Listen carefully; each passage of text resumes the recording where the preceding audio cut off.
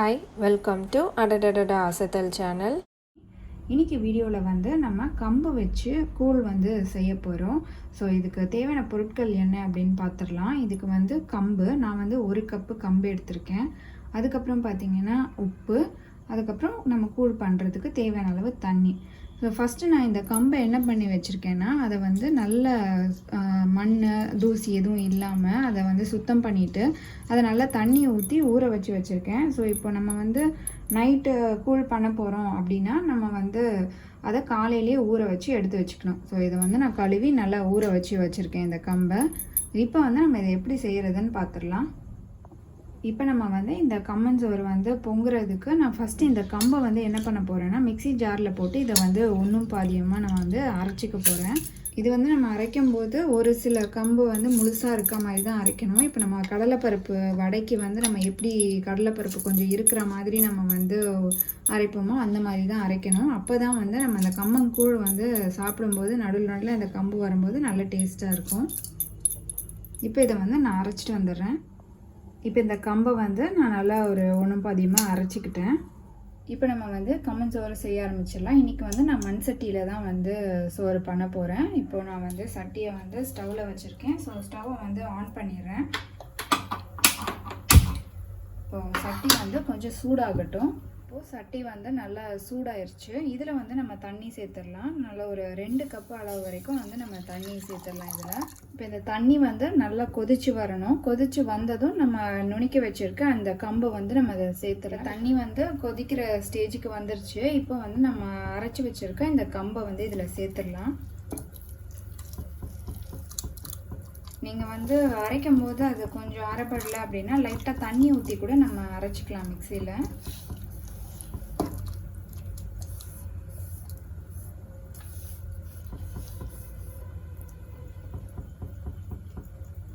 இப்போ இதை வந்து ஆட் பண்ணியாச்சு. இப்போ இந்த ஜாரில் வந்து லைட்டாக தண்ணி ஊற்றி அலசி அதையும் நான் இதில் சேர்த்துக்கிறேன். இப்போ வந்து இந்த கம்மஞ்சோத்துக்கு தேவையான அளவு உப்பு சேர்த்துட்றேன்.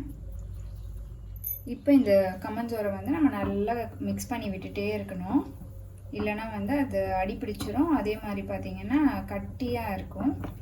ஸோ கட்டி தட்டிடுச்சுன்னா உள்ளே இருக்கிற இதெல்லாம் வந்து வேகாமல் போயிடும். அதனால் நம்ம இதை வந்து கலந்து விட்டுக்கிட்டே இருக்கணும். ஃபஸ்ட்டு இந்த கம்பை வந்து போட்டுட்டு ஒரு கொதி வரட்டும். அது வரைக்கும் நீங்கள் வந்து ஸ்டவ்வை ஹை ஃப்ளேம்லேயே வச்சுக்கலாம். ஒரு கொதி வந்ததுக்கப்புறம் லோ ஃப்ளேமில் வச்சு நம்ம வந்து அது வேகிற வரைக்கும் நல்லா மிக்ஸ் பண்ணி விட்டு வேக விடலாம். இதுவும் பார்த்திங்கன்னா நிறைய தண்ணி பிடிக்கும். ஸோ சிறுதானியமே வந்து நம்ம வேக வைக்கும்போது நிறைய தண்ணி வந்து எடுத்துக்கும். ஸோ அது வேக வந்து நம்ம ஆட் பண்ணி விட்டுட்டே இருக்கலாம். இப்போ அது ஒரு கொதி வரட்டும், அதுக்கு நம்ம வெயிட் பண்ணலாம். இப்போ வந்து இந்த கம்மஞ்சோறு நல்லா கொதிக்க ஆரம்பிச்சிருச்சு. ஸோ இந்த ஸ்டேஜில் வந்து நான் சிம்மில் வச்சுக்கிறேன். சிம்மில் வச்சு நம்ம இதை மிக்ஸ் பண்ணி விட்டு நம்ம வந்து இதை வேக வைக்கணும். ஸோ நம்ம அதை அரைச்சிருக்கிறதுனால டக்குன்னு இது வெந்துடும். ஒரு 15 to 20 மினிட்ஸில் வந்து நம்மளுக்கு சூப்பராக கம்மஞ்சோறு வந்து ரெடி ஆயிரும். ஸோ இதை வந்து கொஞ்சம் மிக்ஸ் பண்ணி விட்டுட்டே நம்ம வந்து வேக விடலாம். கொஞ்சம் வந்து கட்டி ஆயிடுச்சு, அதனால் நான் கொஞ்சமாக வந்து தண்ணி வந்து இதில் சேர்த்துக்கிறேன். சேர்த்துட்டு நம்ம இதை வந்து மிக்ஸ் பண்ணி விட்டுட்டே இருக்கலாம். இப்போ வந்து இது ஒரு 3/4 வந்து வெந்திருக்கு. இன்னும் ஒரு 1/4 வேகணும். இப்போ பார்த்திங்கன்னா நல்லா நம்ம மிக்ஸ் பண்ணி விட்டுட்டே இருக்கணும். இது வந்து நம்ம கூழ் மட்டும் இதை யூஸ் பண்ண மாட்டாங்க. இதை சோறாகவே வந்து அப்படியே சாப்பிடுவாங்க. ஸோ இதை வந்து நீங்கள் இப்போ காலையில் பார்த்தீங்கன்னா இது வந்து நல்லா கட்டியாக இருக்கும். ஸோ அதை வந்து நம்ம குழம்பு ஊற்றி வந்து சாப்பிடுவாங்க. நல்லா ஃபில்லிங்காக இருக்கும். இதை வந்து நீங்கள் இன்ஸ்டன்ட் கஞ்சியாக கூட நீங்கள் வந்து சாப்பிட்லாம்.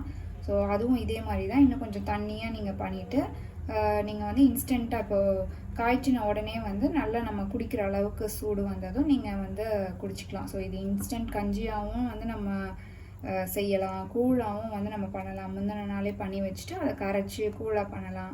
இல்லை முந்தின நாளே நீங்கள் பண்ணிவிட்டு அதை வந்து கம்மன் சோறாக கூட நீங்கள் வந்து செஞ்சு சாப்பிட்லாம். எல்லாமே வந்து நல்ல டேஸ்ட்டாக இருக்கும்.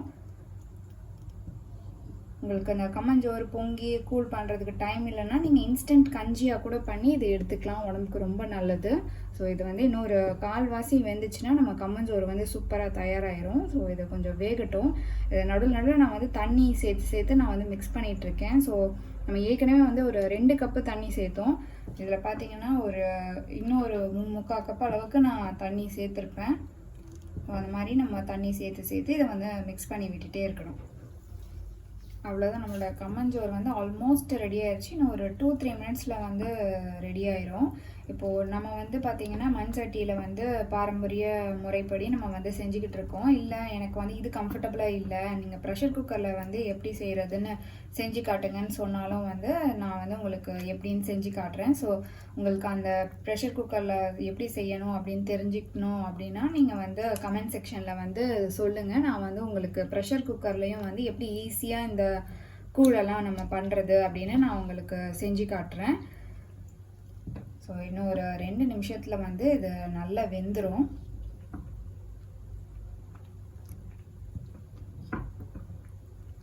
ஒரு 2 மினிட்ஸ் வந்து நம்ம வெயிட் பண்ணலாம்.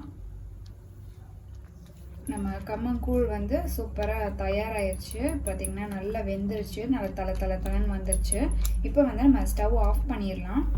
இப்போ நம்ம இந்த மண்பானையில் வந்து மண் சட்டியில் செய்கிறது ஒரு அட்வான்டேஜ் என்னென்னா சூடு வந்து இன்னும் நிறைய நேரம் இருக்கும். ஸோ நீங்கள் வந்து ஒரு 1 or 2% வந்து வேகிறதுக்கு முன்னாடி ஆஃப் பண்ணால் கூட அது வேகும். ஸோ இப்போ நான் ஸ்டவ் ஆஃப் பண்ணிவிட்டு ஆனாலும் எப்படி கொதிச்சுட்டு இருக்கு பாருங்கள். ஸோ இப்போ வந்து நம்ம இந்த பானையை மூடி வச்சிடலாம்.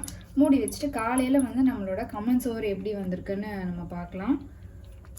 நம்மளோட கம்மங்கூழ் வந்து இப்போ காலையில் பார்த்தீங்கன்னா இந்த மாதிரி கட்டியாக இருக்கும், நல்லா ஒரு கேக் மாதிரி ஒரு கன்சிஸ்டன்சி இருக்கும் பார்க்குறதுக்கு.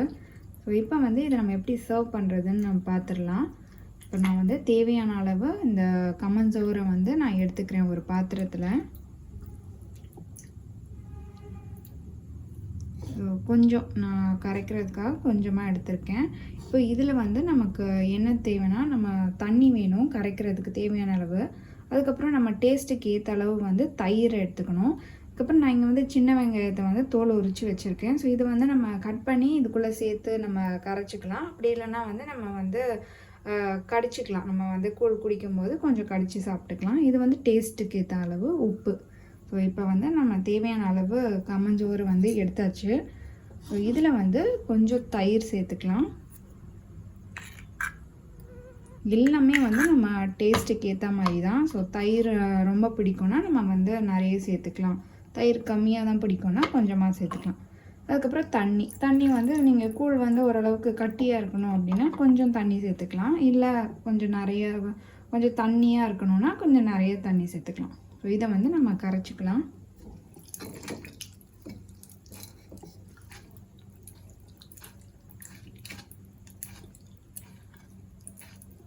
வெங்காயத்தை வந்து நம்ம கட் பண்ணி இதிலே கூட நம்ம ஆட் பண்ணிக்கலாம்.